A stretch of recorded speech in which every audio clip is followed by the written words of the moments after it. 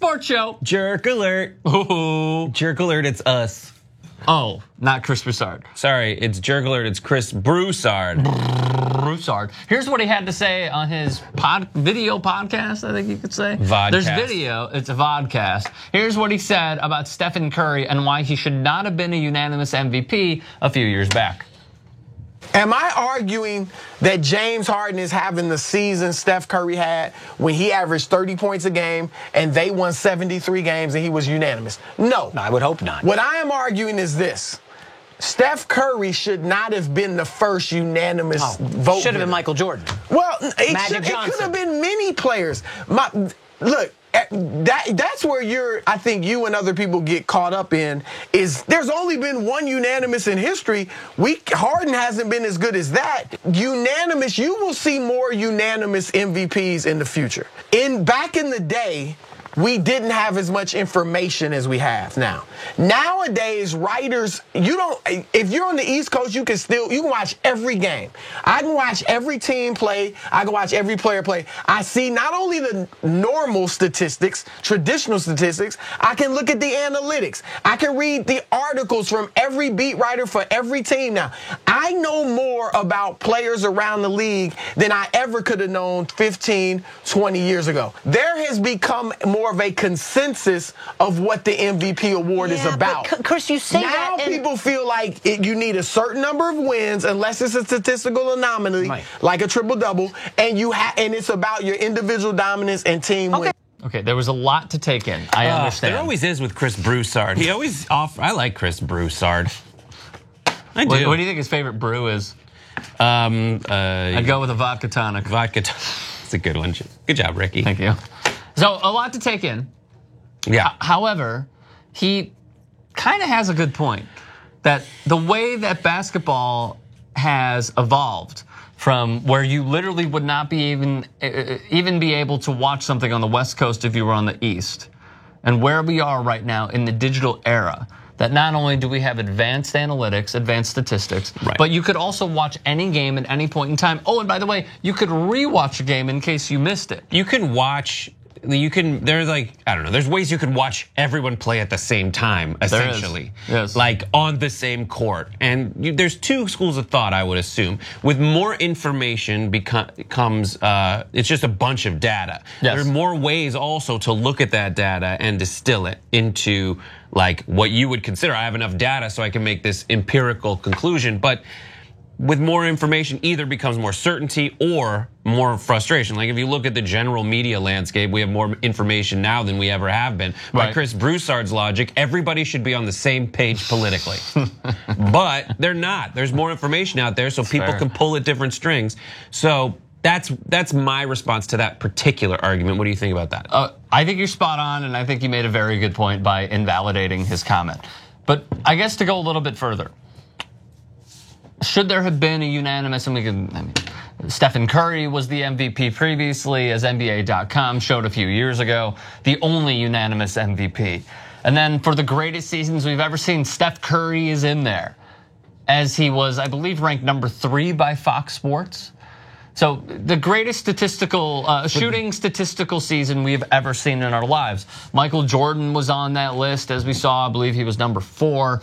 And then Russell Westbrook was before him at number 2. They had James Harden maybe as the number 1, but still, we'll get to that a little bit later on. But I think he does have a point that we're going to see more and more unanimous MVP votes, but unanimous overall. However, the one thing where I have a shade of doubt, granted it's a different sport, I thought the most shoo-in, more so than Stephen Curry, for a unanimous anything in sports was Ken Griffey Jr. getting in the Hall of Fame. And he couldn't even get 100% of the vote. So there's something that I would pull out of what Chris Broussard said, which is, which way would you pull it? I'd pull it this way. You pull it out of? I'd pull it out of my junk balls. Okay.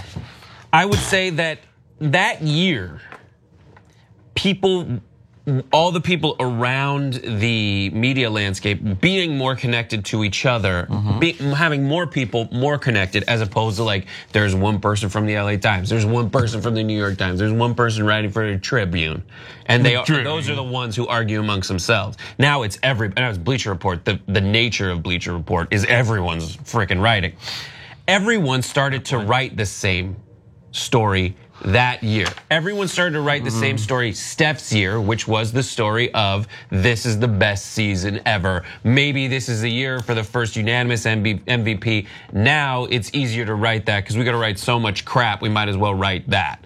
And then the year of Russell Westbrook, it was the guys averaging a triple-double. You look at this year though, reinforcing my point is that Russell Westbrook isn't in the conversation, even though this year for the MVP. Not really, not as high as now. The conversation right now is Harden if or he finishes, LeBron James again. If he finishes, I didn't see his box score last night, but if he finishes with X amount of rebounds, it was like 43 more rebounds as of last it was game. like 15. 15. So okay, Like I saw an earlier statistic prior to last game.